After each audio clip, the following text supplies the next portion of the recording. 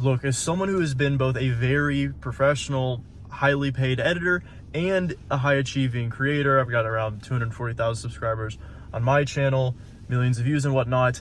Josh is absolutely not only the real deal, but in all of the creators and editors I've come across, he is the one that has the deepest, most nuanced, best understanding of content creation, of editing, of storytelling, of music, of emotion out of anyone else. Literally, if I were to hire an editor, it would be mandatory for them to go through his Elite Editor Academy. I cannot recommend the Academy enough. I've gone through it. It's amazing. I've taken all the other editing courses. Trust me when I say this one's better. And I cannot recommend Josh enough as a teacher, because he is what the kids would call goated or cracked or with the sauce. And he is most definitely all three of those things. So please take it from me, someone who has bought all the editing courses, someone who has hired editors, someone who has edited himself, and take it from me as a creator, I wouldn't even hire an editor. I would not want to work with an editor if they did not understand these things. These are the things that I would pay top dollar for. Not fancy animations, not fancy sound effects, but the true